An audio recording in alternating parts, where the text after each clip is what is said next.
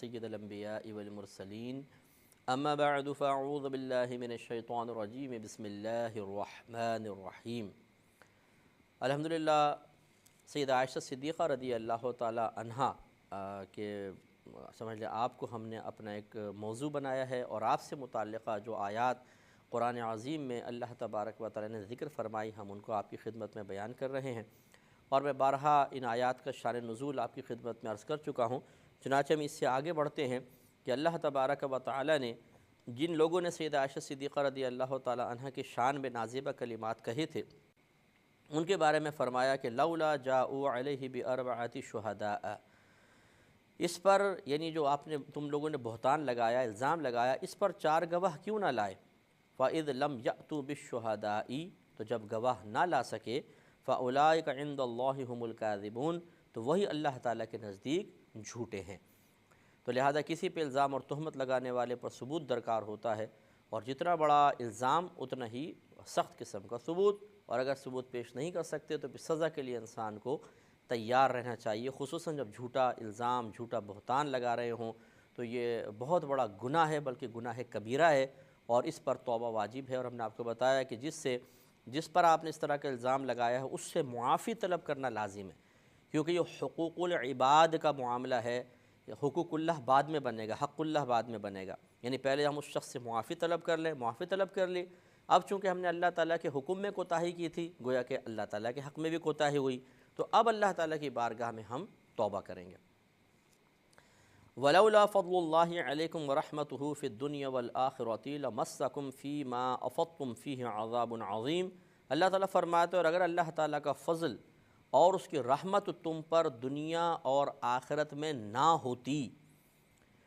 تو تم جس چیز کو عام کرنے کے سلسلے میں تم پیچھے پڑ گئے تھے اس پر تمہیں بڑا عذاب پہنچتا، یعنی اللہ تعالیٰ نے بڑا فضل فرمایا کہ تمہیں ایک بڑے عذاب میں مبتلا نہیں کیا، ورنہ جیسے پچھلی قوموں کے اوپر جب انہوں نے الزامات لگائے انبیاء علیہ السلام پر یا ایسی گناہ کرتے تھے تو اللہ تعالیٰ بڑے بڑے عذابات ان پر نازل فرماتا تھا۔ تو اللہ تعالیٰ نے فرمایا کہ اگر تم پر اللہ کا فضل اور رحمت نہ ہوتی تو جو تم نے یہ چرچا کیا ہے، اس معاملے کو عام کرنے کی کوشش کی ہے، اس پر تمہیں بڑا عذاب دیا جاتا، لیکن اللہ نے اپنے کرم سے تمہیں اس عذاب سے محفوظ کیا۔ اذ تلقونہ بألسنتکم وتقولون بافواہکم ما لیس لکم بہ علم وتحسبونہ ہینا وہو عند اللہ عظیم۔ اللہ تعالیٰ فرماتا جب تم ایسی بات اپنی زبانوں پر ایک دوسرے سے سن کر لاتے تھے اور اپنے منہ سے وہ کلمات نکالتے تھے، وہ باتیں بیان کرتے تھے جن کا تمہیں علم ہی نہیں تھا اور تم اسے بہت آسان سمجھتے تھے، حالانکہ وہ اللہ تعالیٰ کے نزدیک بہت بڑی بات تھی۔ یعنی تم یہ سمجھ رہے تھے کہ بس اسی طرح الزام لگا دینا بہت آسان ہے، کون سی بڑی بات ہے، لیکن اللہ تعالیٰ کے نزدیک بہت بڑی بات تھی، کیونکہ شخصیت بہت بڑی تھی، ذات بہت بڑی تھی، اس کا تعلق بہت بڑا تھا، اللہ تعالیٰ کی بارگاہ میں اس کا مقام بہت اعلیٰ تھا۔ تم نے بہت بڑی غلطی کی کہ اس کو اتنا معمولی سمجھ کے تم نے سوچا کہ ایسی بات کہہ دیں گے اور معاملہ رفع دفع ہو جائے گا اور تم اپنے مذموم مقاصد میں کامیاب ہو جاؤ گے۔ ایسا نہیں ہے، جس کا دفاع خود اللہ تبارک و تعالیٰ فرما رہا ہو، جس کی پشت پناہی خود ذات باری تعالیٰ کر رہی ہو، جس کی عزت و عصمت کی حفاظت کا وعدہ خود اللہ تبارک و تعالیٰ نے فرما لیا ہو، تو گویا کہ اس کے اوپر الزام لگانا یہ تو اللہ تعالیٰ سے جنگ کرنے کے مترادف ہے۔ اس سے ہمارے وہ بھائی بہن ذرا درس حاصل کریں جو نیک اور پاک باز عورتوں پر، جو عبادت گزار ہیں، نیک ہیں یا مرد ہیں، نیک پرہیزگار ہیں، ان پہ الزامات لگاتے ہیں اور یہ سوچتے ہیں اس کے پیچھے کون سی کسی کی بہک ہے، کوئی سیاسی پارٹی سے اس کا تعلق نہیں ہے، اس کے پیچھے افراد نہیں ہیں، خاندان بھی اتنا مضبوط نہیں ہے، جس کو چاہو ذلیل کر دو۔ لیکن سوچنا چاہیے کہ جب اللہ تبارک و تعالی کسی پر اپنا کرم فرماتا ہے، فضل فرماتا ہے اور اس کی عزت اور عصمت کی حفاظت کی خود ذمہ داری لے لیتا ہے، تو پھر سمجھ لیجئے جو اس پہ الزام لگانے کی کوشش کر رہا ہے وہ اللہ تعالیٰ کے مقابلے پر آ گیا ہے، اور اللہ تعالیٰ سے مقابلہ کون کر سکتا ہے؟ لہذا ذرا سوچئے اور غور کیجئے کہ خصوصاً نیک پرہیزگار لوگوں کے ساتھ ایسا معاملہ ہرگز نہیں کرنا چاہیے، کسی کے ساتھ نہیں کریں، کہ اگر گناہ گار ہے اس پر بھی الزام لگانا غلط ہے، گناہ کبیرہ ہے، چاہے جائے کہ ایک نیک نمازی ہیں، پرہیزگار ہے، کوئی داڑھی والا ہے، اس کے اوپر الزام لگا دیا جائے، جھوٹا الزام، یہ بالکل غلط ہے۔ خاندانوں میں، گھروں میں ایسا بھی ہو جاتا ہے، بعض اوقات عورتیں جھوٹا الزام لگا دیتی ہیں مردوں کے اوپر، حالانکہ بیچارہ دیندار ہوتا ہے، سب کچھ ہوتا ہے، لیکن وہ اپنا کوئی نہ کوئی ایسا مقصد پورا کرنے کے لیے، کسی انتقام کی آگ کو ٹھنڈا کرنے کے لیے دیندار پہ الزام لگا دیتے ہیں۔ لیکن ہم نے اکثر یہ دیکھا ہے کہ الزام وقتی طور پہ کام کرتا ہے، اس کے بعد حالات ایسے بن جاتے ہیں یا اللہ تبارک و تعالیٰ کی طرف سے بنا دیے جاتے ہیں کہ اس شخص کی عزت ظاہر ہو جاتی ہے، اس کی عظمت ظاہر ہو جاتی ہے، اس کا بے گناہ ہونا ظاہر ہو جاتا ہے، اور جنہوں نے الزام لگایا ہوتا ہے خود ان کی اولاد اس طرح کے گناہوں میں مبتلا ہو جاتی ہے، خود اس کے کارنامے اور کرتوت لوگوں کے سامنے عام ہو جاتے ہیں، یعنی اللہ تعالیٰ اس کا پردہ فاش فرما دیتا ہے اور وہ چہرہ چھپاتا پھرتا ہے اپنا اور رسوا ہو جاتا ہے۔ تو اس لیے کبھی بھی کسی کو معمولی مت سمجھے، کون اللہ کی بارگاہ میں کتنا مقبول ہے، اس کا کتنا مقام ہے، آپ اور میں نہیں جانتے ہیں۔ ہم بعض اوقات کسی کو، وہی میں جیسے آپ کو عرض کیا کہ کمزور سمجھ کر کہ یہ میرا کیا بگاڑ لے گا، کمزور سمجھ کے الزام لگا رہے ہوتے ہیں، لیکن وہ اللہ تعالیٰ کی بارگاہ میں کچھ ایسا مقبول ہوتا ہے کہ اس کی کمزوری اللہ تبارک و تعالیٰ طاقت میں بدل دیتا ہے، اور اس کا تنہا ہونا پوری ایک جماعت میں تبدیل کر دیتا ہے، اور جب کوئی بھی اس کی طرف سے نہیں بول رہا ہوتا تو اللہ تبارک و تعالیٰ دوسروں کے قلوب میں اس کی محبت ڈال کر ان کو اس کے دفاع کے لیے بولنے پر مجبور کر دیتا ہے، اور ایسے لوگوں کے ہزاروں سہارے کھڑے ہو جاتے ہیں اور الزام لگانے والا ذلیل اور شرمندہ ہو جاتا ہے۔ اس لیے اللہ تعالیٰ نے فرمایا کہ جب تم ایسی بات اپنی زبانوں پر ایک دوسرے سے سن کر لاتے تھے اور اپنی زبان سے وہ چیز نکالتے تھے جن کا تمہیں علم نہیں تھا، اور تم اس کو بڑی ہی اپنے لیے آسان سمجھ رہے تھے، حالانکہ وہ اللہ تبارک و تعالیٰ کی بارگاہ میں بہت بڑی بات تھی، تو کیوں تم نے ایسا کیا؟ تو اس لیے پھر سوچئے، غور کیجئے ان آیات پر۔ ویسے یہ ہماری والدہ سیدہ عائشہ صدیقہ رضی اللہ تعالیٰ عنہا کے لیے ہے، لیکن قیامت تک کے مسلمانوں کو یہ آیات جھنجھوڑ رہی ہیں کہ سوچو، ذرا غور کرو، اپنی زبان پر کلمات لانے سے پہلے کیوں نہیں سوچتے کہ ہم کتنی بڑی بات کہہ رہے ہیں۔ وہی جیسے ہم اللہ تعالیٰ نے بیان فرمایا کہ تم اس کو بہت آسان سا سمجھ رہے ہو، ہلکی سہل بات سمجھ رہے ہو، حالانکہ اللہ کی بارگاہ میں بہت بڑی بات ہے۔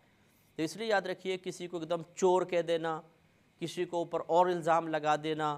کسی پر اور غلط بات منسوب کر دینا، یہ بہت آسان ہم سمجھتے ہیں، یار دو جملے تو نکالیں، لیکن اللہ تعالیٰ کی بارگاہ میں یہ بہت بڑی چیز ہوتی ہے۔ اللہ تعالیٰ،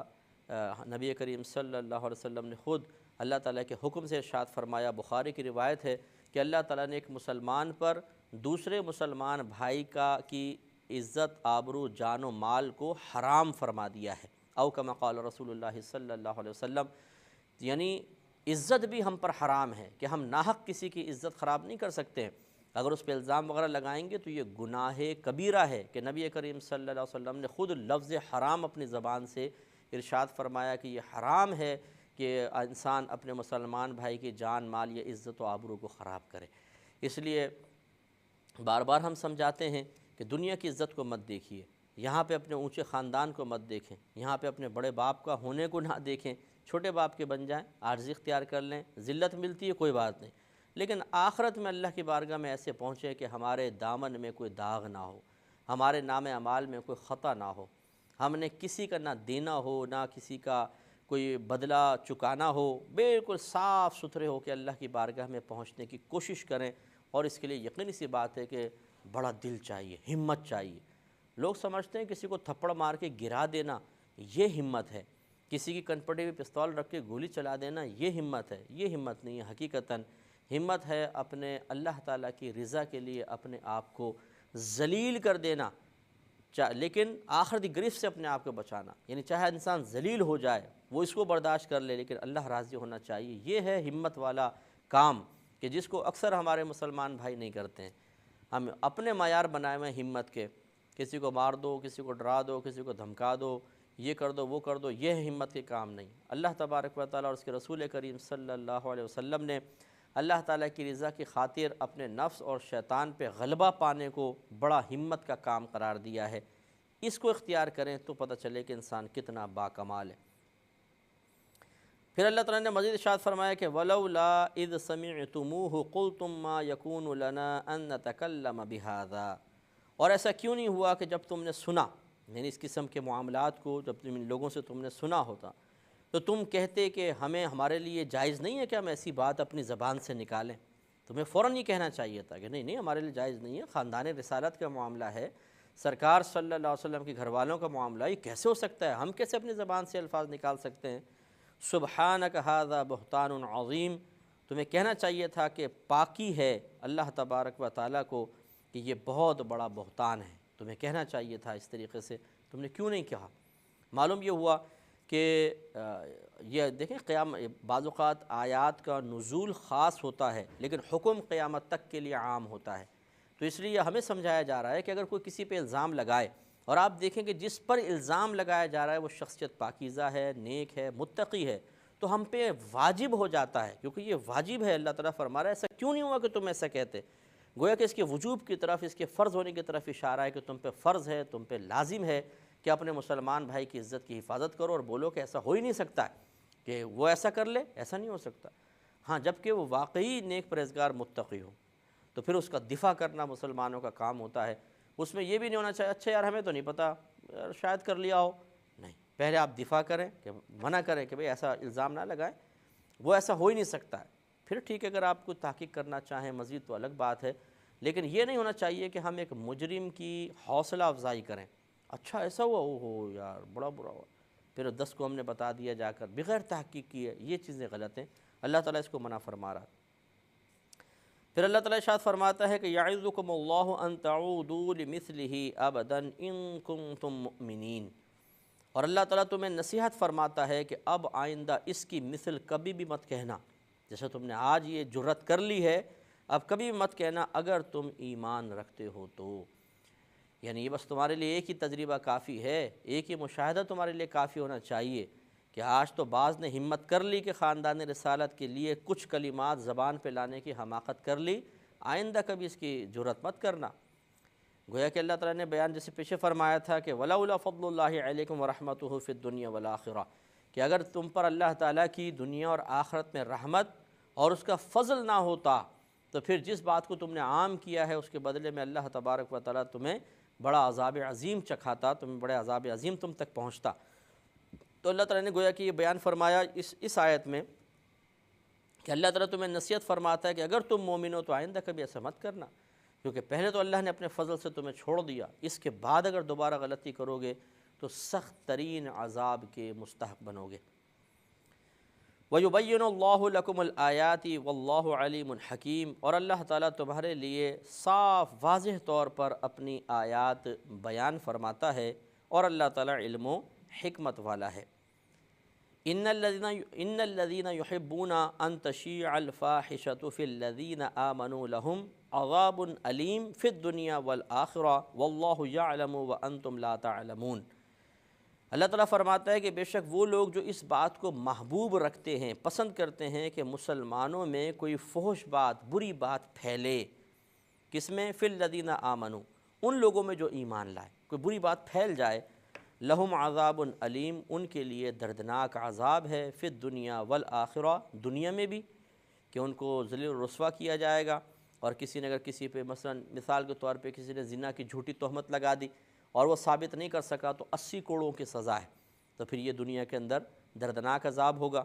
والآخرہ، اور آخرت میں کہ جہنم میں ڈالا جائے گا، واللہ یعلم، اللہ تعالیٰ جانتا ہے، وانتم لا تعلمون، اور تمہیں ابھی ان چیزوں کی حقیقت کا اندازہ نہیں ہے۔ لہٰذا اس سے بھی ہمارے مسلمان بھائی بہن ذرا درس حاصل کریں کہ اللہ تعالیٰ فرماتا ہے کہ بے شک وہ لوگ جو اس بات کو محبوب رکھتے ہیں کہ مسلمانوں میں کوئی بری بات پھیلے، تو اس میں سب چیزیں آ گئیں، ویسے تو یہ ابھی چونکہ ما سبق میں جو بات چل رہی ہے الزام لگانے کی وہ یہاں پہ خاص طور پہ مراد ہے، لیکن مفسرین نے فرمایا کہ یہ عام حکم ہے، کوئی بھی بری بات مسلمانوں کے درمیان پھیلانا یہ اللہ تبارک و تعالیٰ کو سخت ناپسند ہے، اور اس کو سخت عذاب دنیا میں بھی ہو سکتا ہے آخرت میں بھی۔ مثال کے طور پر جیسے اب یوٹیوب وغیرہ ہے، اس پہ جو چیز چاہو آپ اپلوڈ کر دیجئے، فیس بک میں کوئی پیج بنا کے جو خرافات بھرنا چاہیں آپ بھر دیں، تو بہت سارے ہمارے بیچارے نادان مسلمان بھائی بہن گناہ بے لذت کرتے ہیں، اس طریقے سے کہ فیس بک پہ کوئی فحش تصویر ڈال دی، کوئی عورت کی ہی تصویر ڈال دی جس میں اس کا بال وغیرہ کھلے ہیں، چہرہ، اب جتنے لوگ اس کو دیکھتے رہیں گے، بدنگاہی کریں گے، خراب خیالات آئیں گے، سارے گناہ شخص کے نام اعمال میں۔ یہ صاحب کھانا کھا رہے ہیں، لیٹے ہوئے ہیں، کوئی دینی پروگرام دیکھ رہے ہیں، نماز پڑھ رہا ہے، اور ادھر کوئی فیس بک پہ اس کے وہ مناظر دیکھ رہا ہے اور اس کے نام اعمال میں گناہ لکھا جاتا رہے گا۔ تو ایک ہوتا ہے گناہ انسان تنہائی میں کرے یا اپنی ذات کے ساتھ اس کا گناہ کا تعلق ہوتا ہے، یہ بھی برا ہے، لیکن یہ اس گناہ سے کئی گنا بہتر ہے کہ جو انسان ایسا کرے کہ اعلانیہ طور پر گناہ کر دے اور بہت سارے لوگ اس گناہ میں اس کی وجہ سے انوالو ہو جائیں۔ اس لیے ذرا سوچئے، اس پر توبہ کرنی چاہیے کہ اگر خدا نخواستہ کسی نے ایسا کیا ہے کہ کوئی فحش چیز ڈال دی یوٹیوب کے اندر، اور اسی طریقے سے فیس بک کے اوپر یا کوئی بھی ایسی جگہ پر کہ جہاں لوگ اس کو دیکھ کر گناہ میں مبتلا ہو جائیں، خطا میں مبتلا ہوں، کسی کے اوپر جھوٹا الزام اس نے لگا کر وہ چیز ایسی عام کر دی ہے، یہ تمام چیزیں اللہ تعالیٰ منع فرما رہا ہے۔ تو اس لیے ہمارے وہ بھائی بہن جو خصوصاً نیٹ یوز کرتے ہیں اور ان کو بڑی مستی سوچتی رہتی ہے ہر چیز کے بارے میں، یہ بھی ڈال دو، یہ بھی ڈال دو، مزہ آتا ہے ان کو، اس پہ کمنٹس آتے ہیں، ان کمنٹس کو پڑھ کر بڑا خوش ہوتے ہیں کہ بھئی میری اتنے لوگوں نے وزٹ کیا ہے اس کو دیکھنے کے لیے، وہ سب حساب کتاب بناتے ہیں، وہ ہو بھئی بڑا مزہ آیا، اتنے لوگوں نے دیکھ لیا۔ ارے بھائی دیکھ تو لیا، کیا فائدہ ہوا؟ وہ لوگ یہ تک نہیں جانتے کس پپو نے ڈالا ہے،